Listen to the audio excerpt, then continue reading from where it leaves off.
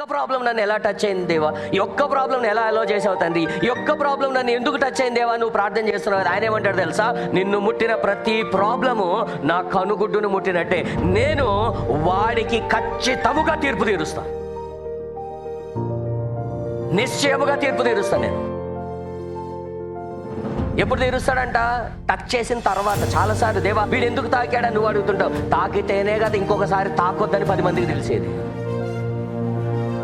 ఒకటి తాకితేనే కదా ఎవరిని తాకుతున్నాడో, ఎవరిని ముడుతున్నాడో, ఎలాంటి వ్యక్తిని ముడుతున్నాడో, ఎవరికి ప్రియమైన వాడిని ముడుతున్నాడో, ఎవరి జీవితంలో చేయి పెడుతున్నారో, ఈ వ్యక్తి వెనక ఉన్నది ఎవడో తెలియాలంటే he will allow one problem so that the 100 problems should never dare to touch you. హల్లెలూయా, హల్లెలూయా.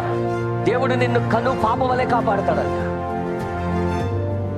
నువ్వు అనుకుంటుంటావు ఈ ప్రాబ్లం నాకే ఎందుకు వచ్చింది. ఈ ప్రాబ్లము నీకు ఎందుకు వచ్చిందో తెలుసా, నీతో దేవుడు ఉన్నాడు అనని ప్రాబ్లంతో మాట్లాడడానికి. ఫస్ట్